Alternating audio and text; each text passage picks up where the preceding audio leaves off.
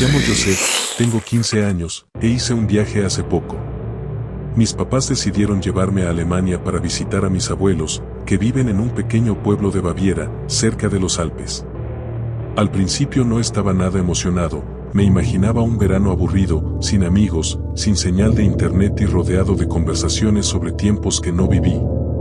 El viaje fue eterno, primero el avión desde México hasta Múnich, luego varias horas en coche por caminos estrechos rodeados de árboles tan altos que apenas dejaban pasar la luz.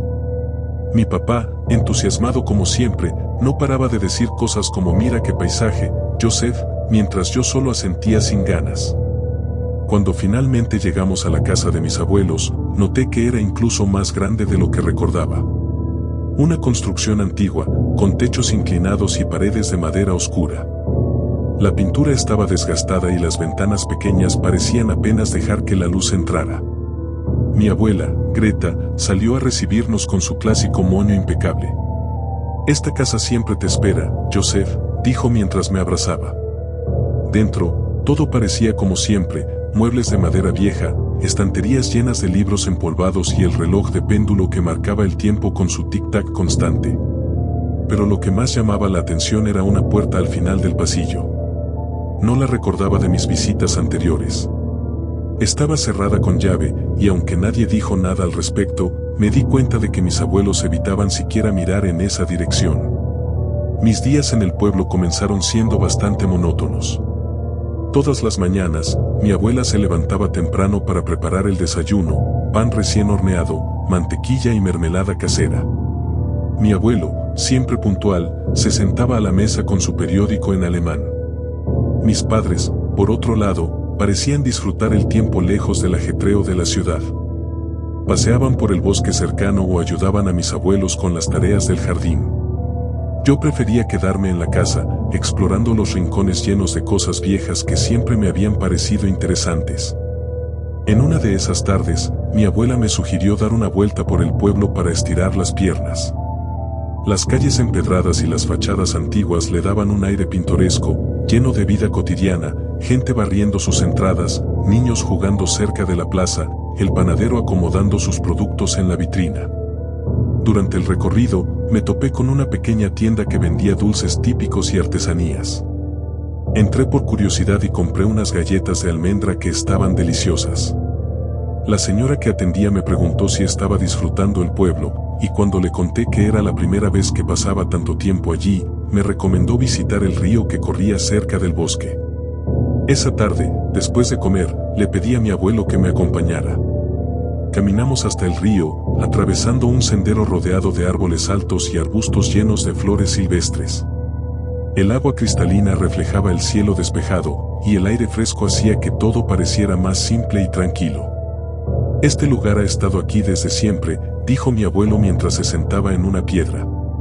«Veníamos mucho cuando tu papá era niño. Pasamos un buen rato allí, hablando de cosas simples y recordando viejas historias de familia». A pesar de mis primeras dudas, empezaba a disfrutar la calma del pueblo y esos momentos con mis abuelos que hacía mucho tiempo no tenía.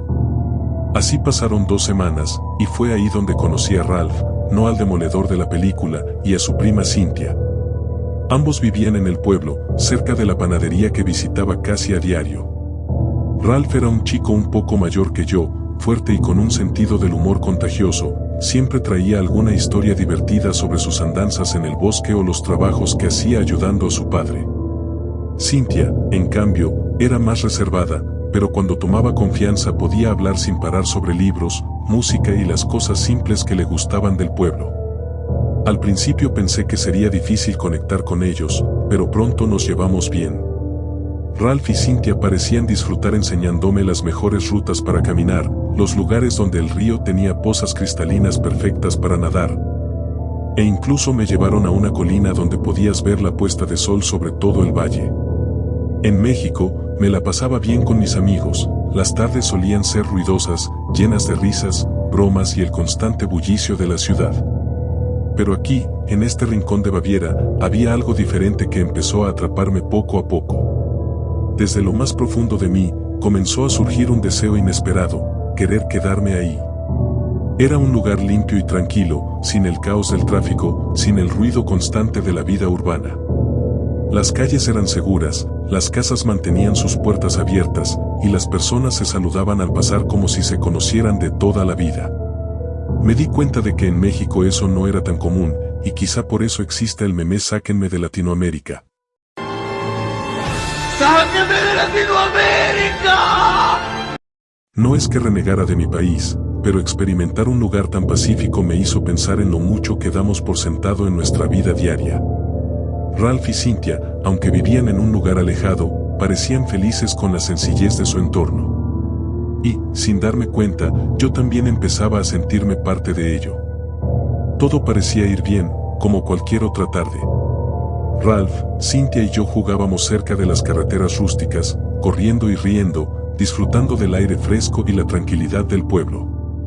Estábamos tan absorbidos en nuestra diversión que no notamos el cielo hasta que, de repente, una luz extremadamente brillante apareció en el horizonte. Nos cegó por unos segundos, tan intensa que tuvimos que cubrir nuestros ojos. Al principio pensamos que podría haber sido el sol reflejándose de alguna manera, pero no, era algo completamente diferente, algo que no sabíamos cómo describir.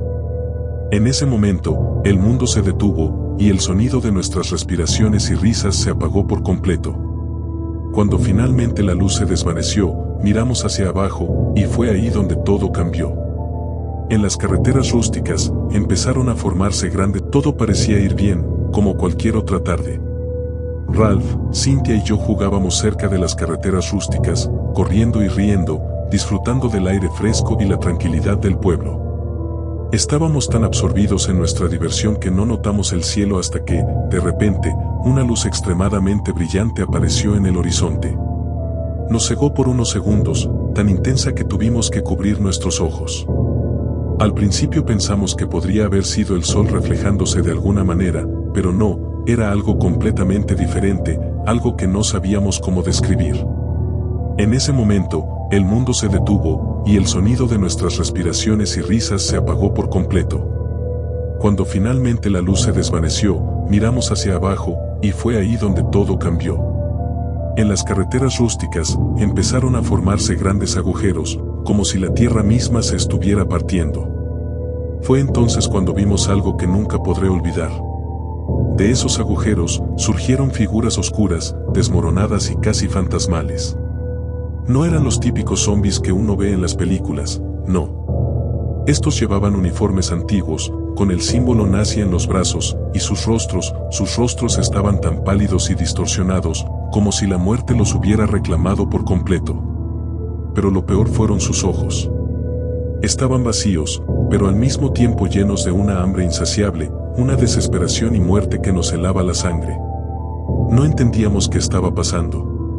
Los tres nos miramos y, sin pensar, comenzamos a correr.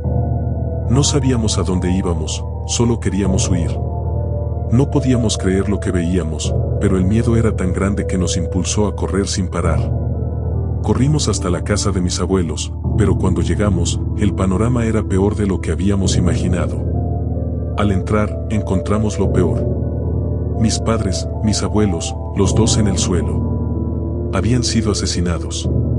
No sabíamos qué había sucedido ni por qué, pero los zombies estaban ahí, en la casa.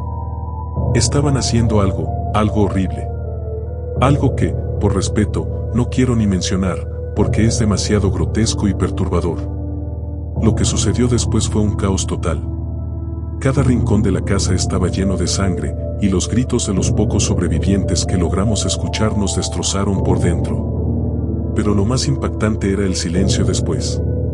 Ese silencio absoluto, lleno de muerte y desesperanza, que nos envolvía y nos hacía sentir como si todo el mundo hubiera desaparecido. Cuando llegamos a la casa de Ralph y Cynthia, todo estaba destruido. La puerta principal había sido arrancada de sus bisagras y el interior parecía haber sido saqueado, los muebles volcados, las ventanas rotas, y una capa de polvo y escombros cubriendo el suelo. La sensación de caos era innegable, pero lo más inquietante era que, aunque todo estaba destruido, ya no había signos de los zombies por ninguna parte. Como si, después de lo ocurrido, se hubieran ido, dejándonos el caos en silencio. Entramos con cautela, sabiendo que no podíamos confiarnos. El miedo nos mantenía en vilo, y no sabíamos si había algo más acechando en el lugar o si simplemente habíamos llegado demasiado tarde para encontrar respuestas. Cada rincón parecía contar una historia de horror, pero, en el fondo, lo único que queríamos era saber si había sobrevivientes. Fue entonces cuando, al entrar a la sala principal, la televisión encendida nos hizo detenernos por un momento. No entendíamos por qué estaba prendida, si todo estaba en silencio y desorden. La señal estaba cortada, pero tras unos momentos de interferencia, apareció una pantalla de emergencia con un mensaje de noticiero. La voz del locutor era grave, cargada de desesperación, como si supiera que el mundo tal como lo conocíamos ya había terminado. Hoy, un fenómeno inexplicable ha ocurrido en todo el planeta, comenzó, y su tono dejó en claro que las palabras que seguían eran lo último que esperábamos escuchar. La luz cegadora, la misma que habíamos visto, había iluminado todo el planeta. Desde Europa hasta Latinoamérica, miles de personas habían sido testigos de este extraño evento, y de allí, de los agujeros que se abrieron en las calles, emergieron hordas de zombies, no los típicos de las películas, sino algo mucho peor. Uniformados con trajes nazis, estos zombies no solo eran implacables, sino que su resistencia a los ataques era asombrosa. El locutor continuó, aunque estos nuevos zombies no convierten a los vivos en uno de ellos, como hemos visto en películas y teorías, su capacidad de matar es letal. Y a diferencia de los mitos, son muy duros de matar. Muchas bases militares en todo el mundo ya han sido arrasadas por estos seres. Las imágenes que mostraban en la pantalla eran aterradoras. Soldados luchando desesperadamente contra estos monstruos en las calles de ciudades devastadas, pero sin éxito. Cada intento de eliminar a los zombies parecía inútil. Algunos soldados caían de inmediato, otros ni siquiera podían acercarse a los monstruos sin ser desmembrados. Nos han informado que los gobiernos han caído, y se estima que hay pocos sobrevivientes en todo el mundo. Las naciones más protegidas, como Australia, Nueva Zelanda y algunas islas grandes, se están viendo desbordadas. Se rumorea que miles de personas están cruzando fronteras ilegales para llegar allí, desesperados por escapar de la invasión, pero muchos están siendo detenidos por las autoridades. El mensaje continuó con advertencias y algunas indicaciones sobre cómo sobrevivir, pero ya no escuchábamos, no podíamos. La gravedad de lo que acabábamos de escuchar era demasiado. Todo lo que conocíamos, todo lo que pensábamos que sabíamos sobre el mundo, había desaparecido en cuestión de horas. El miedo estaba a punto de consumirnos por completo, pero teníamos que seguir, teníamos que encontrar un lugar seguro, aunque no sabíamos si existía uno. El noticiero continuó con un tono aún más sombrío. La imagen cambiaba a tomas aéreas de las principales potencias del mundo, mostrando aviones militares despegando y enormes bases militares preparándose para lo que se venía. Estados Unidos, China, Rusia y otras grandes potencias están reforzando sus defensas, esperando lo peor. Cuando los zombies lleguen a sus fronteras, no se limitarán a invadir, sino a causar caos, destrucción, y lo peor, el colapso total de cualquier resistencia humana. Cada palabra que decía el locutor parecía más fría y distante, como si los detalles del desastre estuvieran más allá de la capacidad humana de asimilarlos. Pero lo que dijo a continuación hizo que mi estómago se retorciera, y lo sentí en lo más profundo de mi ser, porque como mexicano, las palabras me desgarraron el corazón. Latinoamérica, África y muchos otros lugares considerados del tercer mundo han sido completamente arrasados. Los sobrevivientes se cuentan por miles, pero se estima que menos del 10% de la población total ha logrado escapar con vida. Ciudades enteras han sido consumidas en cuestión de minutos, y las calles están llenas de cadáveres. No hay ayuda que llegue, y las redes de comunicación han sido cortadas en casi todos esos países. El noticiero mostró imágenes de lo que quedaba en esos lugares, y fue entonces cuando la realidad golpeó con más fuerza. Montones de cuerpos apilados en las calles de Brasil, México, Argentina y otras naciones latinoamericanas, todos consumidos por el ataque brutal de aquellos zombies. Los reporteros, aunque intentaban mantener la calma, no podían ocultar la desesperación en sus voces mientras describían lo que ya parecía ser una masacre global. Si hay sobrevivientes en estas regiones, continuó el locutor, son pocos, y están huyendo hacia las fronteras de países más seguros. pero muchos de ellos ya no alcanzan a llegar. La situación es desesperada. El mundo, como lo conocíamos, ya no existe. Esas palabras quedaron flotando en el aire como un eco implacable. En ese momento, sentí el peso de la tragedia. No solo habíamos perdido a nuestras familias y nuestros hogares, sino que el continente entero parecía haber sido condenado a la desaparición. Lo que antes conocíamos como el mundo había cambiado de una manera irreversible, y ahora solo quedaba sobrevivir, con la esperanza de que algún rincón aún pudiera ser un refugio. Después de días de ese hosco incidente, los tres estábamos sobreviviendo como podíamos. La esperanza, la moral, la justicia, todo se había desvanecido, y no quedaba más que el instinto de sobrevivir. El mundo ya no era el mismo. Ya no había nada por lo que luchar, solo quedaba existir. Cada día era una batalla constante, no solo contra los zombies, sino contra la desesperación que nos consumía por dentro. La comida escaseaba, los suministros se agotaban, y aunque intentábamos mantenernos juntos, el miedo y la incertidumbre nos hacían preguntarnos si valía la pena seguir. En un mundo donde los valores humanos se habían roto, ¿qué nos quedaba? Solo las sombras de lo que fuimos. Todo empeoró aún más cuando el noticiero volvió a aparecer, la pantalla parpadeando y mostrando imágenes de destrucción masiva. Estados Unidos y muchos otros países de Europa han sido completamente arrasados, dijo la voz grave del locutor, y su tono era tan frío que sentí que el aire a mi alrededor se volvía más denso. Rusia, Australia, Nueva Zelanda, Japón y otros países aún resisten con gran fuerza, pero se encuentran al borde de la desesperación. La llegada del invierno ha sido su ventaja, pues es mucho más fácil destruir a estos malditos zombies degenerados cuando el frío los debilita, pero cuando pase el invierno, será mucho más difícil matarlos, añadió, con una dureza que caló hasta los huesos. Una pausa tensa se hizo en la transmisión, y el locutor, con una ligera vacilación, agregó, no soy religioso ni nada, pero que Dios bendiga a la humanidad. La pantalla se puso en negro, y luego la estética gris de la señal de emergencia llenó toda la pantalla, como si el vacío fuera lo único que quedaba. Lo que siguió fue un silencio pesado. En ese momento, mis pensamientos viajaron miles de kilómetros de vuelta a México. A mis amigos, a mi familia, a las personas que conocí, a los que compartí risas y buenos momentos. No pude evitar pensar si alguno de ellos habría sobrevivido a lo que ocurrió. ¿Había alguna posibilidad de que alguien en mi ciudad aún estuviera con vida, luchando por sobrevivir? Me imaginaba a mi mejor amigo, Miguel, corriendo por las calles, buscando refugio, o a mi amiga Norberta, tratando de mantenerse a salvo, preguntándose si yo estaba bien. Pero al mismo tiempo, la realidad se imponía. No había más noticias, no había respuestas, solo el eco de un vacío absoluto que no dejaba espacio para la esperanza. El pensamiento de que ellos, mis amigos, mi familia, pudieran haber sucumbido en esa carnicería sin que nunca llegara a saberlo, me aplastaba.